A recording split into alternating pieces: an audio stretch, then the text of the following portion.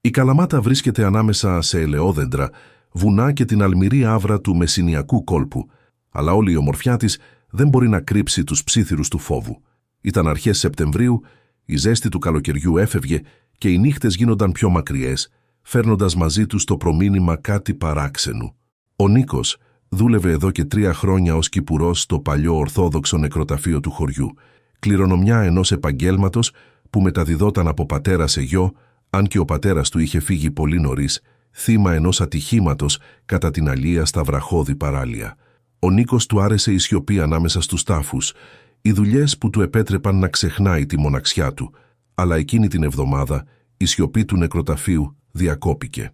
Πάντα την ίδια ώρα, όταν η καμπάνα της εκκλησίας του Αγίου Νικολάου χτυπούσε 9 φορές, ένα ουρλιαχτό έσχιζε τη νύχτα, μακρύ και πονεμένο, που ερχόταν από μέσα από το νεκροταφείο. Ήταν ένα ουρλιαχτό διαφορετικό από όλα τα άλλα. Δεν ήταν τρομακτικό λόγω του τόνου του, αλλά λόγω της θλίψης που κουβαλούσε. Στην αρχή ο Νίκος προσπάθησε να το αγνοήσει. Σκέφτηκε ότι ήταν κάποιο αδέσποτο σκυλί που είχε τρομάξει από τη σιχώ της χωριάς και τη μυρωδιά του θανάτου που κάλυπτε την περιοχή. Αλλά το ουρλιαχτό επαναλαμβανόταν κάθε βράδυ, πάντα από το ίδιο σημείο, πάντα την ίδια ώρα. Οι γριούλες της γειτονιάς άρχισαν να προσεύχονται, κλείνοντας τα παράθυρα από φόβο για το κακό μάτι, το κακό μάτι. Τα παιδιά άρχισαν να διασχίζουν τρέχοντας την πλατεία, αποφεύγοντας να κοιτάξουν τις ταφόπλακες.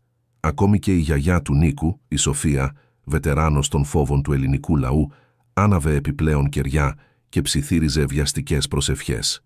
Ο Νίκος προσπάθησε να ακολουθήσει τη ρουτίνα του. Φρόντιζε τα κυπαρίσια, σκούπιζε τα ξερά φύλλα και άλλαζε τα μαραμένα λουλούδια από τους πιο επισκέψιμους τάφους. Αλλά κάθε βράδυ όταν άκουγε το ουρλιαχτό, ένιωθε το στήθος του να σφίγγεται, μια ανεξήγητη αγωνία που του έκλεβε τον ύπνο. Αποφάσισε να ρωτήσει τον Γιάννη, τον γέρο νεκροθάφτη, έναν άνθρωπο λιγομίλητο και γεμάτο μυστικά. «Γιάννης, έχεις δει το σκυλί?» ρώτησε ο Νίκος ένα πρωί, ενώ πλένανε τα κουβάδες στο υπόστεγο πίσω. Ο νεκροθάφτης κούνησε το κεφάλι αρνητικά, αλλά τα μάτια του απέφευγαν αυτά του Νίκου. «Τα σκυλιά νιώθουν πράγματα που εμείς δεν νιώθουμε, μικρέ. Ίσως ψάχνει τον ιδιοκτήτη του που έφυγε, ή ίσως θέλει να μας πει ότι κάποιος έχει μείνει εγκλωβισμένος ανάμεσα σε αυτόν τον κόσμο και τον άλλο», μουρμούρισε ο Γιάννης, με τη βραχνή φωνή κάποιου που έχει καπνίσει πολλά χειροποίητα τσιγάρα. Η απάντηση δεν καθησύχασε τον Νίκο, αλλά αποφάσισε να παρατηρήσει καλύτερα. Εκείνο το βράδυ, ενώ το χωριό είχε αποσυρθεί, έμεινε κοντά στην σιδερένια πύλη του νεκροταφείου. Ο αέρας ήταν πυκνός και οι τζιτζίκια είχαν ήδη σιωπήσει. Τότε άκουσε ένα μακρύ ουρλιαχτό, σαν θρήνος. Ο ήχος ερχόταν από το καινούριο μέρος του νεκροταφείου, κοντά στον λευκό μαρμάρινο τάφο που πρόσφατα είχε φιλοξενήσει το σώμα του Θανάση, του πιο γνωστού επιχειρηματία του χωριού, που είχε πεθάνει λίγες μέρες πριν υπό αδιευκρίνιστες συνθήκες. Μέσα στις σκιές ο Νίκος διέκρινε μία αδύνατη φιγούρα. Ένα σκυλί με βρώμικο τρίχωμα, με μάτια που λάμπουν κάτω από το αμυδρό φως του φαναριού. Το ζώο γύριζε σε κύκλους μπροστά από τον τάφο του Θανάση, σκάβοντας το υγρό χώμα με τα πόδια του, για να σηκώσει αμέσως μετά το ρίγχος του προς τον ουρανό και να αφήσει ένα άλλο ουρλιαχτό γεμάτο πόνο. Ο Νίκος ένιωσε ένα ρίγος. Για μια στιγμή νόμισε ότι αναγνώρισε κάτι οικείο στο βλέμμα του ζώου, σαν ο πόνος του να αντικατόπτριζε τον δικό του. Την επόμενη μέρα το χωριό ήταν σε αναβρασμό. Μερικοί κάτοικοι, λέγοντας ότι είχαν κουραστεί από τον θόρυβο, απειλούσαν να διώξουν ή να δηλητηριάσουν το σκυλί. Άλλοι, πιο προληπτικοί, ισχυρίζονταν ότι αυτό ήταν προμήνυμα μεγαλύτερης τραγωδίας. Οι συζητήσεις εντείνονταν στο φούρνο, στο μικρό καφενείο της γωνίας, στις σκάλες της εκκλησίας. Ο Νίκος ένιωθε διχασμένος μεταξύ της λογικής και του φόβου, αλλά αποφάσισε ότι έπρεπε να καταλάβει τι πραγματικά συνέβαινε εκεί. Ήξερε ότι δεν θα κοιμόταν ήσυχος όσο εκείνο το θρήνο αντιχούσε τη νύχτα. Όταν έπεσε η νύχτα, ενώ τακτοποιούσε τα εργαλεία του, ο Νίκος είδε τη γιαγιά του να πλησιάζει, με ένα μαύρο μαντίλι να καλύπτει τα άσπρα μαλλιά της και τα μάτια της να λάμπουν από ανησυχία. «Νίκο, μην προκαλείς τη μοίρα. Άσε το σκυλί ήσυχο», ψιθύρισε η Σοφία, κρατώντας το χέρι του με απροσδόκητη δύναμη. «Υπάρχουν πράγματα που είναι καλύτερα να μην ξέρεις». Αλλά η ανησυχία είχε ήδη εγκατασταθεί. Ο Νίκος συνειδητοποίησε ότι δεν μπορούσε να αγνοήσει το μυστήριο και καθώς η νύχτα έπεφτε ξανά πάνω από την Καλαμάτα, ήξερε ότι θα περνούσε την πύλη του νεκροταφείου ακόμα και ενάντια στις συμβουλές των αγαπημένων του. Εκείνη τη νύχτα το ουρλιαχτό ήταν ακόμα πιο δυνατό. Και αυτή τη φορά ο Νίκος δεν ήταν μόνος που το άκουσε. Προσεκτικά μάτια τον παρακολουθούσαν από τη γωνία, καταγράφοντας κάθε του κίνηση, έτοιμα να ενταχθούν σε αυτή την ιστορία μυστηρίου. Το επόμενο πρωί, οι δρόμοι της Καλαμάτας έσφιζαν από φήμες. Ο φούρνος, που ακόμα μύριζε φρέσκο ψωμί, έσφιζε από ψιθυριστές συζητήσεις.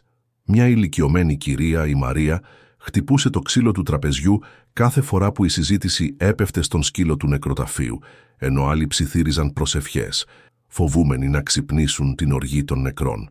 Σε λίγες νύχτες το μυστήριο είχε μετατραπεί σε συλλογική αιμονή.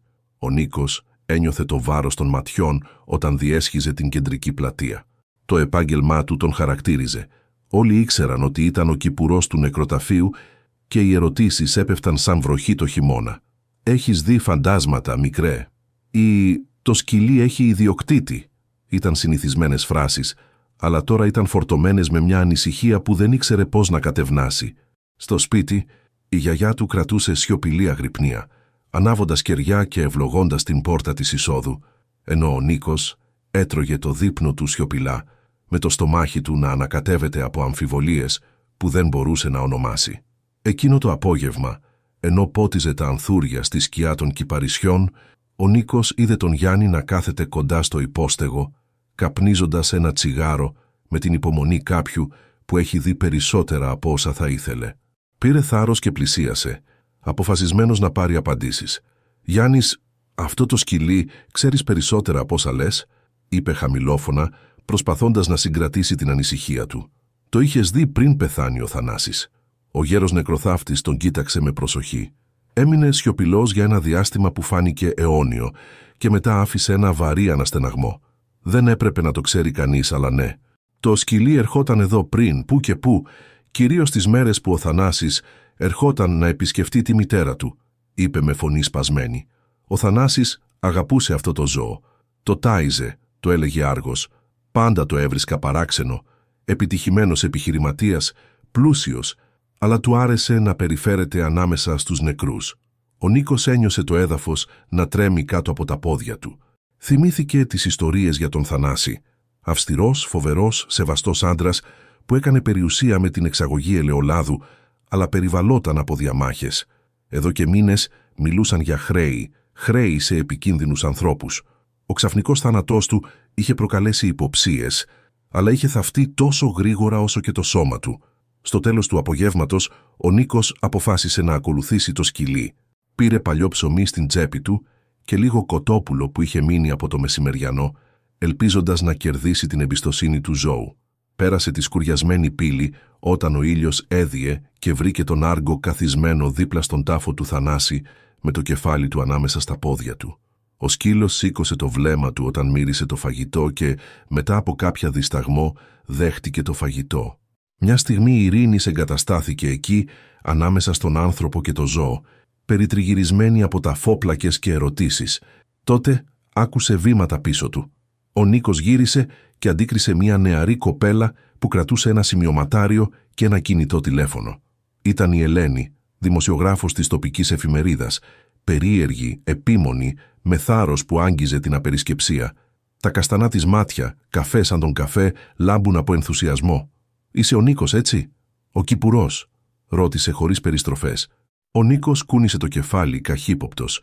«Έχω ακούσει για αυτό το σκυλί, για τον Θανάση και για τις άφπνες νύχτες στο χωριό.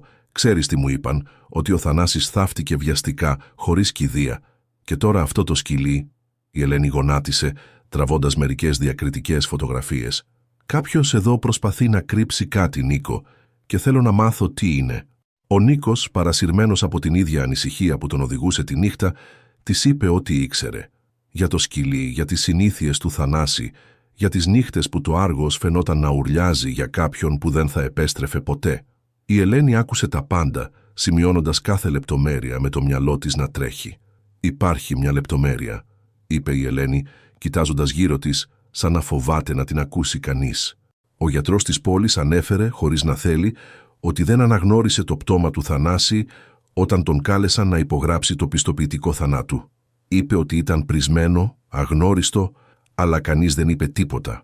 Η οικογένεια ήθελε να γίνουν όλα γρήγορα. Γιατί? Το βάρος των λέξεων κρέμονταν ανάμεσά τους. Ο Νίκος ένιωσε να τον τραβάει ένα αόρατο ρεύμα που τον έσερνε σε ένα βάραθρο αμφιβολιών. «Αύριο το βράδυ θα ξαναπάμε εδώ», ψιθύρισε η Ελένη, αποφασιστική. «Θέλω να δω τι προσπαθεί να μας δείξει αυτός ο σκύλος. Και θα έρθεις μαζί μου, Νίκο. Μην με αφήσεις μόνη». Εκείνη τη νύχτα ο Νίκος δεν κοιμήθηκε σχεδόν καθόλου. Οι σκέψεις του στριφογύριζαν σαν καταιγίδα πάνω από την Καλαμάτα. Ο επιχειρηματίας, ο σκύλος, η σιωπηλή οικογένεια, ο πρόσφατος τάφος, οι φήμες για αδιευθέτητες επιχειρηματικές υποθέσεις. Βαθιά μέσα του φοβόταν ότι οι παλιές θρύλοι μπορεί να είχαν κάποια αλήθεια, ότι το νεκροταφείο έκρυβε μυστικά που δεν έπρεπε ποτέ να αποκαλυφθούν.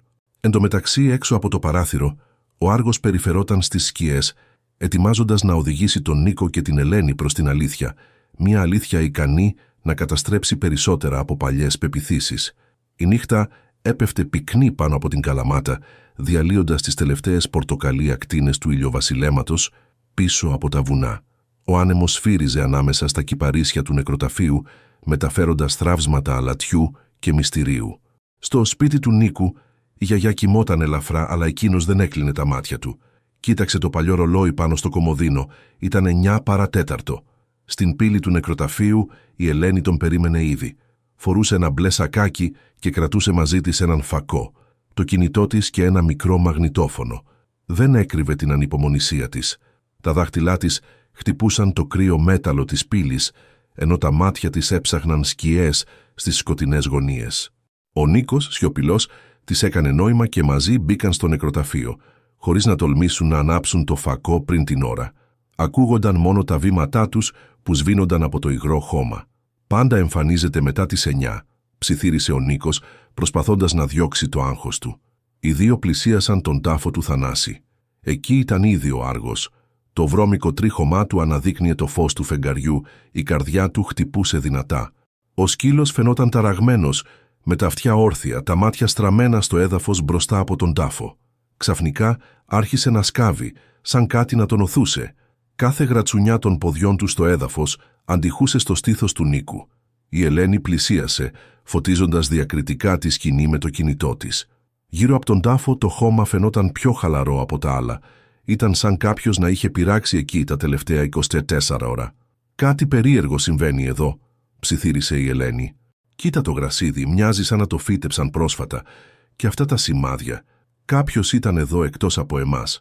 Ο Νίκος έσκυψε, περνώντας το χέρι του πάνω από το μαλακό χώμα. Ένιωσε μια ελαφριά ανισότητα, σχεδόν ανεπαίσθητη. Ο Άργος μύρισε, έσκαψε λίγο περισσότερο και σύντομα εμφανίστηκε μια άκρη από μαύρο ύφασμα. Ένα κομμάτι παλτό, βρεγμένο και λερωμένο. Η Ελένη κατάπιε το σάλιο της. «Πιστεύεις ότι ο Θανάσης, ότι τον έθαψαν πραγματικά εδώ?» ρώτησε σχεδόν χωρίς φωνή. Ο Νίκος έμεινε σιωπηλός. Για πρώτη φορά σκέφτηκε πραγματικά ότι κάτι τρομερό θα μπορούσε να είχε συμβεί. Εκείνη τη στιγμή άκουσαν μακρινούς βήματα. Γρήγορα κρύφτηκαν ανάμεσα στους χαμηλούς τάφους. Μέσα από τα κενά ο Νίκος είδε μια γνωστή φιγούρα. Τον Γιάννη, τον γέρο νεκροθάφτη, με ένα παλιό φανάρι στο χέρι. Περπατούσε αργά, σταματώντας μπροστά στον τάφο του Θανάση. Ξαφνικά κοίταξε πίσω, σαν να διαισθάνθηκε την παρουσία των δύο νέων, αλλά δεν είπε τίποτα. Έβαλε ένα μπουκάλι ούζο στο έδαφος, έκανε το σημάδι του σταυρού και έφυγε από την πλευρά του νεκροταφείου χωρίς να κοιτάξει πίσω. «Τι ήταν αυτό?» ψιθύρισε η Ελένη μπερδεμένη. «Μια προσφορά, ίσως. Ή ενοχή», απάντησε ο Νίκος, νιώθοντας μια αίσθηση φόβου. Όταν η σιωπή επανήλθε, οι δύο πλησίασαν ξανά τον Άργο. Ο σκύλος φαινόταν ανήσυχος, περπατώντας σε κύκλους γύρω από τον Νίκο και την Ελένη, σαν να ήθελε να τους οδηγήσει αλλού. Ξαφνικά έτρεξε προς το παλαιότερο τμήμα του νεκροταφείου, όπου οι ταφόπετρες ήταν φθαρμένες και τα ονόματα σχεδόν σβησμένα από το χρόνο. Οι νέοι αντάλλαξαν ματιές και αποφάσισαν να τον ακολουθήσουν. Ανάμεσα στους τάφους καλυμμένους με βρύα, ο Άργος σταμάτησε μπροστά σε ένα μικρό πέτρινο μαυσολείο, του οποίου η πόρτα ήταν μισάνοιχτη.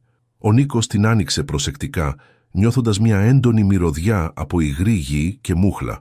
Στο πάτωμα Υπήρχαν πολλά πρόσφατα χνάρια από μπότες και μικρά σημάδια από νύχια. Η Ελένη φώτισε το εσωτερικό και παρατήρησε κάτι ασυνήθιστο. Ένα κουτί με εργαλεία πεταμένο βιαστικά, μερικές φτιάρια και ένα σχοινί, όλα λερωμένα με φρέσκο χώμα. Ο Νίκος πλησίασε εξετάζοντας τα εργαλεία. Παρατήρησε το όνομα του Γιάννη χαραγμένο με σουγιά στη λαβή ενός από τα φτιάρια.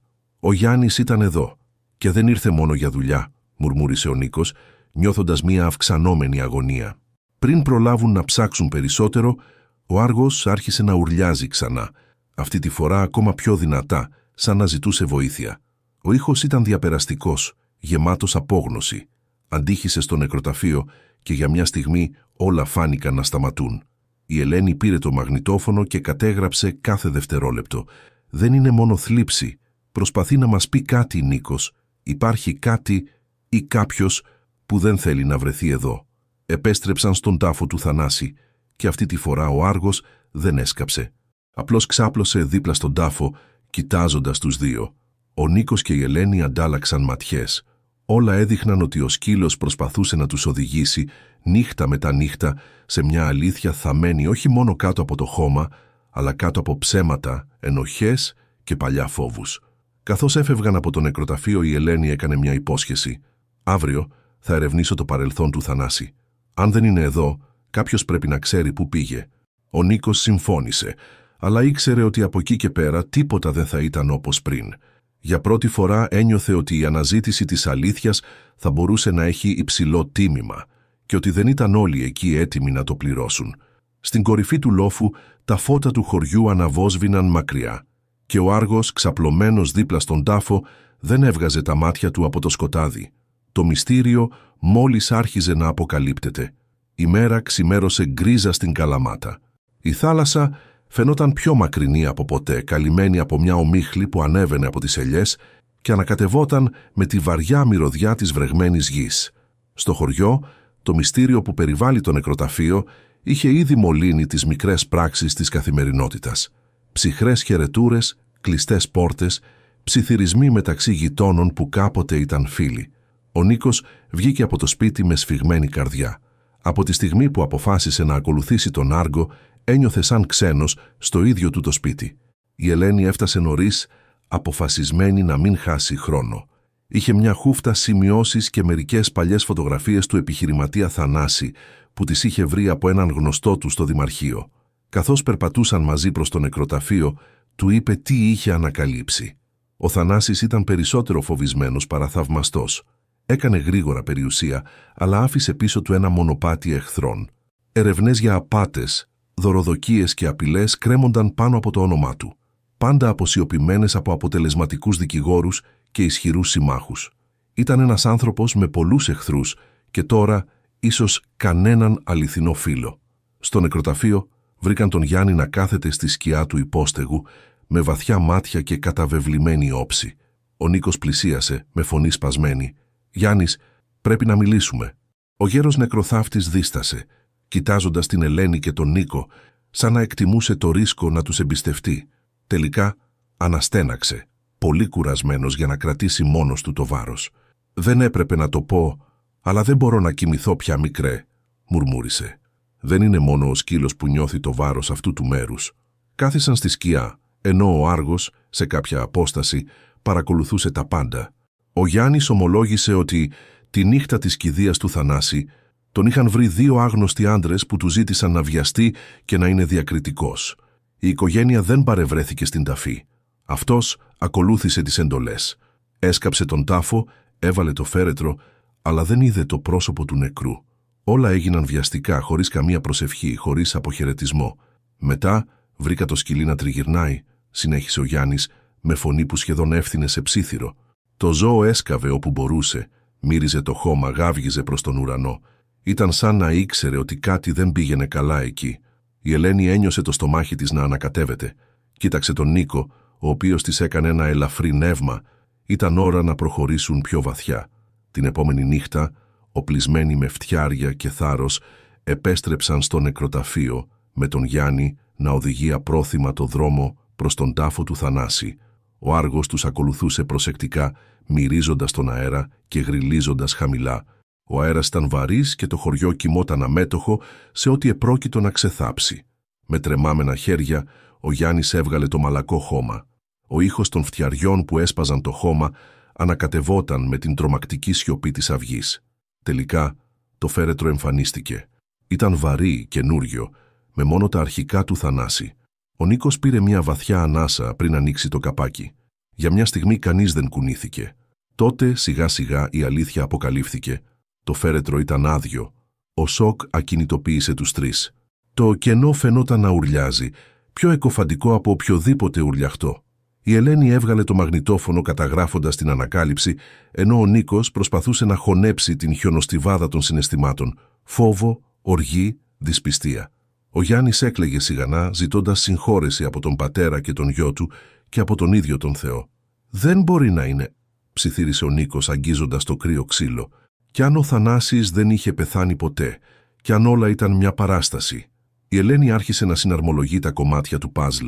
Ο Θανάσης, μπλεγμένος σε εγκλήματα, προσποιείται τον θάνατό του για να ξεφύγει από τις συνέπειες. Ο σκύλος, πιστός, επιστρέφει στον τόπο, προσπαθώντας να βρει τον ιδιοκτήτη του ή ίσως να οδηγήσει όποιον είχε το θάρρος να αναζητήσει την αλήθεια.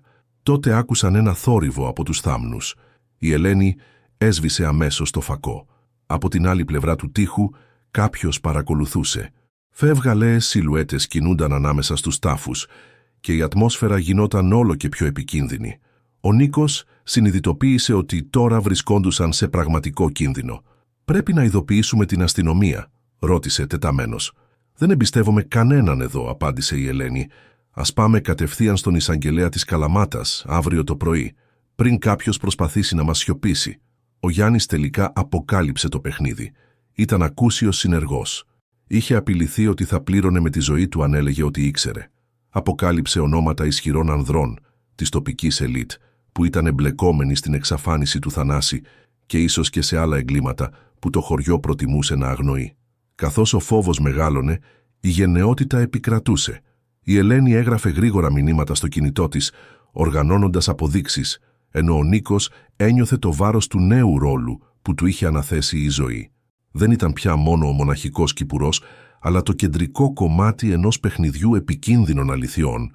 Ο σκύλος, ο Άργος, στάθηκε μπροστά από το άδειο φέρετρο, γαυγίζοντας το σκοτάδι, σαν να έδειχνε πού έπρεπε να φτάσει ακόμα η δικαιοσύνη. Στην έξοδο του νεκροταφείου η Ελένη σταμάτησε ξαφνικά. «Νίκος, κι αν ο Θανάσης δεν έφυγε ποτέ, κι αν είναι ακόμα εδώ κρυμμένος κάτω από τα μάτια μας». Η σιωπή του νεκροταφείου σπάστηκε μόνο από το ουρλιαχτό του Άργο που αντίχησε σε όλο το χωριό, υποσχόμενο ότι η αλήθεια θα έβγαινε στην επιφάνεια και ότι από εκείνη τη νύχτα κανείς δεν θα κοιμόταν ήσυχος μέχρι να αποκαλυφθεί όλα. Το μυστικό δεν ήταν πια μόνο δικό τους. Σε λίγες ώρες η ανακάλυψη του άδειου φέρετρου εξαπλώθηκε σαν καπνός στα σοκάκια του χωριού, χωρίς ο Νίκος και η Ελένη να έχουν πει ούτε μία λέξη δημόσια. Η Καλαμάτα έμοιαζε με μία χύτρα που ήταν έτοιμη να εκραγεί. Στα φούρνα, στη μικρή αγορά, στα καφενεία, ύποπτα βλέμματα και ψιθυριστές φωνές ήταν παντού. Το όνομα του Θανάση, που πριν προφερόταν με σεβασμό ή φόβο, τώρα συνοδευόταν από αμφιβολίες, σκεπτικισμό και φόβο για το άγνωστο. Ο Νίκος δεν μπορούσε να κρύψει την ανησυχία του. Ένιωθε ότι τον παρακολουθούσαν σε κάθε γωνία. Η πίεση ήταν φυσική, σαν βάρος στην πλάτη του. Ακόμη και η γιαγιά του, που πριν ήταν απλώς ανήσυχη, τώρα κλείδωνε νωρίς τις πόρτες και τα παράθυρα, σαν να προαισθανόταν καταιγίδα. Η Ελένη, πιο πρακτική, δούλευε νύχτα μέρα για να οργανώσει τα αποδεικτικά στοιχεία που είχε συγκεντρώσει. Φωτογραφίες του φέρετρου, ηχογραφήσεις των καταθέσεων του Γιάννη, αρχεία της διαθήκης του Θανάση, όπου μεγάλα ποσά εξαφανίζονταν μυστηριωδώς σε λογαριασμούς ανώνυμων προσώπων. Η δημοσιογράφος, που ήθελε μόνο ένα αποκλειστικό ρεπορτάζ, συνειδητοποιούσε τώρα ότι είχε στα χέρια της κάτι που μπορούσε να αλλάξει το πεπρωμένο μιας ολόκληρης κοινότητας. Οι τρεις αποφάσισαν να δράσουν γρήγορα. Νωρίς το πρωί πήγαν στην εισαγγελία της Καλαμάτας, παίρνοντας μαζί τους όλα όσα είχαν ανακαλύψει. Ο εισαγγελέας, ο Γιώργος, ένας αυστηρός και καχύποπτος άνδρας, άκουσε την αφήγηση σιωπηλά, ξεφίλησε τις φωτογραφίες και τους κοίταξε στα μάτια για μερικά αιώνια δευτερόλεπτα. «Καταλαβαίνετε το μέγεθος του προβλήματος στο οποίο έχετε μπλέξει», είπε τελικά. «Αν ο Θανάσης προσποιήθηκε τον θάνατό του, κάποιος τον βοήθησε. Και αυτοί οι άνθρωποι δεν θα θέλουν να βγει η αλήθεια στην επιφάνεια». Πριν καν ο Γιώργος προλάβει να ξεκινήσει την έρευνα, η είδηση της επίσκεψής του διέρευσε. Η αντίδραση ήταν άμεση και βίαιη. Εκείνο το απόγευμα, ο Νίκος ακολουθήθηκε καθώς έβγαινε από τη δουλειά του. Ένιωσε τα βήματα πίσω του στο πλακόστρωτο δρομάκι, επιτάχυνε το βήμα του, αλλά τον πρόφτασαν δύο άντρες με μισοσκεπασμένα πρόσωπα, οι οποίοι τον έσπρωξαν σε ένα σοκάκι πίσω από το παλιό αρχοντικό των Παναγών. «Μιλάς πολύ, Κυπουρέ», γρίλησε ο ένας, σφίγγοντας δυνατά το χέρι του Νίκου. «Υπάρχουν πράγματα που θάψαμε για πάντα σε αυτό το χωριό. Θάψε και την περιέργειά σου μαζί τους». Ένα χτύπημα στο στομάχι και ο Νίκος έπεσε στο έδαφος χωρίς ανάσα. Δεν ήθελαν να τον σκοτώσουν, όχι ακόμα, αλλά έκαναν σαφές ότι ήταν διατεθειμένοι να προχωρήσουν πιο μακριά. Όταν ο Νίκος συνήλθε, ο Άργος ήταν εκεί, γλύφοντας το πρόσωπό του με ένα αγωνιώδη βλέμμα, σαν να ήξερε όλα όσα είχαν συμβεί. Ο σκύλος οδήγησε τον Νίκο στο σπίτι της Ελένης. Ενώ ο Νίκος αναρρωνόταν, η Ελένη δεχόταν ανώνυμες απειλές στο κινητό της. Φωτογραφίες του σπιτιού της, υπονοούμενα μηνύματα, σημειώματα κάτω από την πόρτα. Η ένταση κλιμακωνόταν και κάθε επιλογή φαινόταν επικίνδυνα οριστική. Το χωριό, που κάποτε ήταν το σκηνικό της παιδικής της ηλικίας και της ηρεμίας, τώρα ήταν ένα αόρατο πεδίο μάχης. Τότε ο Γιάννης, καταβεβλημένος από το βάρος της ενοχής, αποφάσισε να αναζητήσει τους δύο νέους, παρόλο που ήξερε τι θα του κόστιζε αυτό. Έφτασε στο σπίτι της Ελένης, εξαντλημένος, ιδρωμένος, τρέμοντας. Τους βοήθησα, ναι, αλλά δεν ήξερα σε τι μπλέκω. Ορκίστηκα στον πατέρα του Θανάση ότι θα προστάτευα την οικογένειά του, αλλά δεν μπορώ πια, είπε με φωνή σπασμένη. Έκρυψαν το Θανάση εδώ. Δεν έφυγε μακριά. Είναι στο χωριό, προστατευμένος από αυτούς που πάντα επωφελούνταν από τον φόβο των άλλων. Η Ελένη τον κοίταξε με έκπληξη. Εδώ. Γιατί? Ο Γιάννης τότε αποκάλυψε το τελευταίο μυστικό. Ο Θανάσης, πιεζόμενος από τη δικαιοσύνη, τη μαφία και τους αντιπάλους του, έστησε το θάνατό του για να φύγει, αλλά δεν είχε το θάρρος να φύγει. Εμπιστεύτηκε τους παλιούς συμμάχους του, πιστεύοντας ότι εκεί, όπου όλοι τον φοβόντουσαν, θα ήταν πιο ασφαλής από το να τρέχει σε όλο τον κόσμο. «Και ο σκύλος?» ρώτησε ο Νίκος με φωνή ακόμα αδύναμη. Ο Άργος ήταν ο σκύλος της παιδικής ηλικίας του Θανάση, πριν εγκαταλειφθεί όταν ήρθε η τύχη. Ο σκύλος δεν ξέχασε ποτέ τον ιδιοκτήτη του. Τον έψαξε, τον αναζήτησε. Δεν σταμάτησε ποτέ να τον αγαπά, ακόμα και όταν τον πρόδωσε, ομολόγησε ο Γιάννης, με τα δάκρυα να αναμειγνύονται με τον ιδρώτα του γερασμένου προσώπου του. Σας οδήγησε επειδή, βαθιά μέσα του, ήθελε δικαιοσύνη. Για τον εαυτό του, για το χωριό, ακόμα και για τον άνθρωπο που τον εγκατέλειψε. Με αυτά τα λόγια γεννήθηκε ένα σχέδιο. Ο Άργος θα οδηγούσε τον Νίκο και την Ελένη σε άγνωστα μονοπάτια του χωριού. Σοκάκια, παλιά περάσματα, υπόγεια που μόνο οι γέροι γνώριζαν. Ο σκύλος φαινόταν να ξέρει ακριβώς πού να πάει. Σαν όλο αυτό το καιρό να περίμενε μόνο κάποιον να έχει το θάρρος να τον ακολουθήσει μέχρι το τέλος. Η κορύφωση της αναζήτησης ήταν μια αποπνικτική νύχτα, με τους δρόμους άδειους και το φεγγάρι καλυμμένο από σύννεφα. Ακολουθώντας τον Άργο, ο Νίκος, η Ελένη και ο Γιάννης πέρασαν μια παλιά σιδερένια πύλη στο βάθος του σπιτιού των Παναγών, κατεβαίνοντας από υγρές πέτρινες σκάλες σε ένα υπόγειο ξεχασμένο από την ιστορία του χωριού. Εκεί στο αμυδρό φως μιας κρεμαστής λάμπας άκουσαν έναν θόρυβο. Ήταν ένας ψηλός αδύνατος άντρας με αξίριστο και ανοιχτά μάτια, ο Θανάσης. Ήταν ζωντανός και εκείνη τη στιγμή συνειδητοποίησε ότι δεν μπορούσε πλέον να ξεφύγει από το παρελθόν. Πριν προλάβουν να τον αντιμετωπίσουν, ακούστηκαν φωνές από έξω. Ήταν οι ίδιοι άνδρες που είχαν απειλήσει τον Νίκο, τώρα έτοιμοι να προστατεύσουν το μυστικό μέχρι τις τελευταίες συνέπειες. Η Ελένη κράτησε σφιχτά το κινητό της, καταγράφοντας τα πάντα. Ο Νίκος ένιωσε την καρδιά του να χτυπάει δυνατά, αλλά ήταν ο Άργος που μπήκε ανάμεσα σε αυτούς και τον κίνδυνο, γαυγίζοντας, γριλίζοντας, σαν να έλεγε ότι η δικαιοσύνη ή η εκδίκηση είχε επιτέλους φτάσει. Η ένταση ήταν έντονη.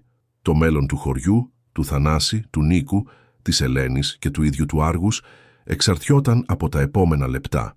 Εκεί, σε εκείνο το υπόγειο, υπήρχε κάτι περισσότερο από φόβο. Υπήρχε η υπόσχεση ενός απολογισμού που δεν μπορούσε να αναβληθεί πλέον. Και όταν η σύγκρουση φαινόταν αναπόφευκτη, ακούστηκε ένας πυροβολισμός. Ο πυροβολισμός αντίχησε σιγανά στο πέτρινο υπόγειο, διαπερνώντας την ένταση σαν μαχαίρι. Ο Νίκος ένιωσε τον αέρα να φεύγει από το στήθος του, η Ελένη οπισθοχώρησε ενστικτωδώς, το κινητό της εξακολουθούσε να καταγράφει κάθε ήχο, αλλά δεν ήταν θανάσιμος πυροβολισμός. Η σφαίρα αναπήδησε στον τοίχο, σκορπίζοντας σπινθήρες και σιωπή πάνω σε όλους. Για μια στιγμή, κανείς δεν ανέπνευσε. Ο Άργος, σε αμυντική στάση μπροστά στον Νίκο και την Ελένη, γρίλησε πιο δυνατά. Οι δύο μασκοφόροι άνδρες δίστασαν, με τα χέρια τους να τρέμουν, ο ένας από τους οποίους ήδη αναθεωρούσε το πόσο μακριά θα πήγαινε. Τότε ο Γιάννης, ο γέρος νεκροθάφτης, έπεσε ανάμεσα στους νέους και τον Θανάση, με τη σιλουέτα του καμπουριασμένη από τα χρόνια, αλλά τα μάτια του να καίνε. «Αρκετά», φώναξε ο Γιάννης, με τη φωνή γεμάτη πόνο και θάρρος που είχε συσσωρεύσει για χρόνια. «Έχουμε κάνει ήδη πολύ κακό σε αυτό το χωριό. Τελείωσε. Θέλετε να προστατεύσετε τον Θανάση. Και γιατί? Από φόβο. Για τα λεφτά. Το βάρος το κουβαλάνε οι ζωντανοί, όχι οι νεκροί». Οι επιτιθέμενοι έκαναν ένα βήμα πίσω. Ο νεότερος από αυτούς κατέβασε το όπλο. Η σιωπή του υπογείου διακόπηκε από έναν απροσδόκητο ήχο. Ο Άργος άρχισε να γκρινιάζει, χαμηλά, ένα θρήνο που φαινόταν να ζητάει το τέλος, όχι μόνο της σύγκρουσης, αλλά και της μακράς νύχτας των μυστικών και των ψεμάτων. Ο Θανάσης κοίταξε γύρω του, αντιμετωπίζοντας επιτέλους τη δική του δειλία. Ο κάποτε φοβερός επιχειρηματίας στεκόταν εκεί, βρώμικος, αδύνατος, με αξίριστο γένη, τα μάτια του καταστραμμένα. Προσπάθησε να δικαιολογηθεί, αλλά τα λόγια του δεν βγήκαν. «Δεν είχα επιλογή, εγώ...» Η φωνή του έτρεμε. Ο Νίκος προχώρησε, με φωνή τρεμάμενη αλλά σταθερή. «Πάντα υπάρχει επιλογή, Θανάση. Είχες όλες τις επιλογές. Επέλεξες τον φόβο, το ψέμα, την εγκατάλειψη. Ακόμα και ο σκύλος σου ήταν πιο πιστός από σένα». Η Ελένη τραβούσε τα πάντα, με δάκρυα αναμεμειγμένα με αποφασιστικότητα. Εκείνη τη στιγμή η αλήθεια δεν μπορούσε πλέον να κρυφτεί. Με τις αποδείξεις συγκεντρωμένες, τις ηχογραφήσεις και τώρα τον ίδιο τον Θανάση, μπροστά στον εισαγγελέα, το τέλος ήταν αναπόφευκτο. Η αστυνομία έφτασε λίγα λεπτά αργότερα, καθοδηγούμενη από τα μηνύματα που έστειλε βιαστικά η Ελένη. Ο εισαγγελέας Γιώργος παρακολούθησε προσωπικά την επιχείρηση. Ο Θανάσης συνελήφθη, καθώς και οι δύο άνδρες που τον προστάτευαν. Το υπόγειο ερευνήθηκε και εκτός από αποδείξεις για τα οικονομικά εγκλήματα, βρέθηκαν έγγραφα που συνέδεαν μέρος της τοπικής ελίτ με το σύστημα διαφθοράς, συμπεριλαμβανομένου του Προέδρου του Δημοτικού Συμβουλίου. Ο Άργος, βλέποντας τον πρώην ιδιοκτήτη να τον παίρνουν με χειροπέδες, δεν έκλαψε ούτε γάβγισε. Κάθισε δίπλα στον Νίκο και την Ελένη, σαν να μπορούσε επιτέλους να ξεκουραστεί. Το χωριό, συγκλονισμένο από την αλήθεια, ένιωσε ντροπή αλλά και ανακούφιση. Ο Γιάννης, μπροστά σε όλους, ζήτησε δημόσια συγγνώμη, αποκαλύπτοντας τη δική του συμμετοχή και βρήκε απροσδόκητα κατανόηση. Στο κάτω-κάτω, κανείς εκεί δεν ήταν πραγματικά αθώος. Η Καλαμάτα επιτέλους σταμάτησε να ακούει το θρήνο των ζωντανών. Τις επόμενες μέρες, ο Νίκος επέστρεψε στο νεκροταφείο, αλλά τώρα η σχέση του με αυτό το μέρος ήταν διαφορετική. Φρόντιζε τους τάφους και τους κήπους, ναι, αλλά και τις ιστορίες των ανθρώπων που αναπαύονταν εκεί και εκείνων που συνέχιζαν να ζουν, μαθαίνοντας να αντιμετωπίζουν τα δικά τους φαντάσματα. Η Ελένη έγραψε ένα ρεπορτάζ που έκανε θράψη σε όλη την Ελλάδα, δείχνοντας ότι ακόμα και στα χωριά που έχουν ξεχαστεί από τον χρόνο, η αλήθεια πάντα βρίσκει τον δρόμο της. Ο Άργος έγινε σύμβολο, ο σκύλος που δεν σταμάτησε ποτέ να ψάχνει για το δίκαιο. Και εκείνο το άνοιξι, για πρώτη φορά μετά από μήνες, δεν ακούστηκε ούτε ένα ουρλιαχτό τις νύχτες της Καλαμάτας. Η σιωπή ήταν ειρηνική, όχι από φόβο. Το μυστήριο μεταμόρφωσε το χωριό, αλλά κυρίως μεταμόρφωσε τον Νίκο, την Ελένη, τον Γιάννη και τον Άργο. Στο τέλος, η δικαιοσύνη δεν ήταν μόνο τιμωρία, αλλά και μάθηση, λύτρωση, νέα αρχή. Η Καλαμάτα τώρα έφερε τα σημάδια και τις νέες ελπίδες. Αν σας συγκίνησε αυτή η ιστορία, κάντε like, μοιραστείτε την και εγγραφείτε για περισσότερες ιστορίες που αγγίζουν την καρδιά και αποκαλύπτουν τις κρυφές αλήθειες της καθημερινότητάς μας.